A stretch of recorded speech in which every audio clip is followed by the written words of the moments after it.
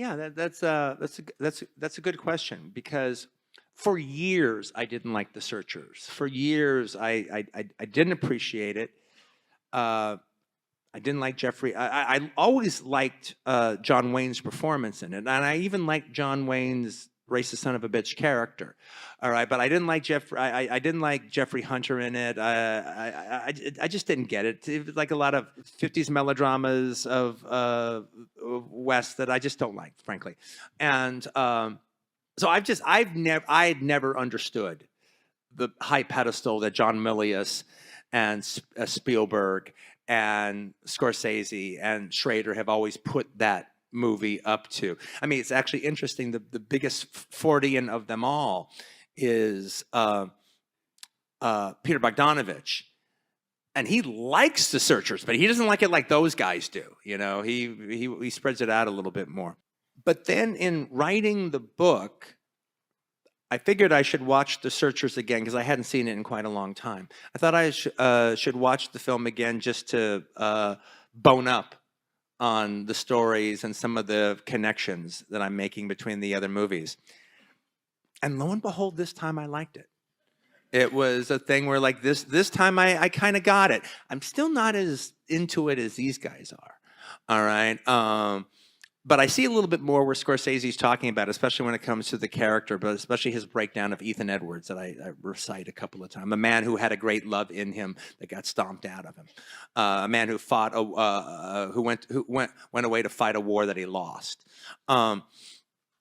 And I have to say, I did find the community of these white characters, that is what this is about, white manifest destiny, all right? But I did find them sort of touching, actually. And the rituals that they hold on to make themselves human, to hold on to a version of civilization, you know, in this wilderness. Those little square dances that they go to, and everyone kind of knows their spot in it. This is something they took from another place.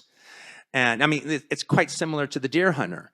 At the beginning of The Deer Hunter, the way they take this Russian Catholic Orthodox a community and stick it in the middle of Pennsylvania and try to make it like nothing's changed.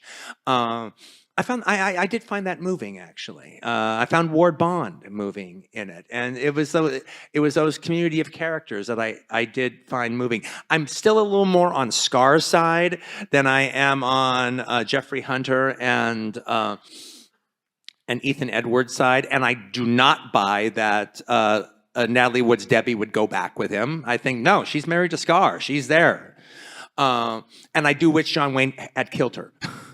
Because that's what he was supposed to do, you know, because of this life not worth living defilement by this native, all right?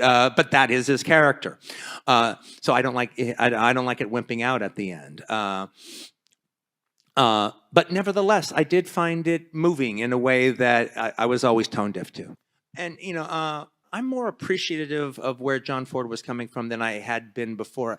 You know, in interviews was like talking about canceling John Ford before people were talking about being canceled and for their past work. And I realized that that's kind of an asshole thing to do.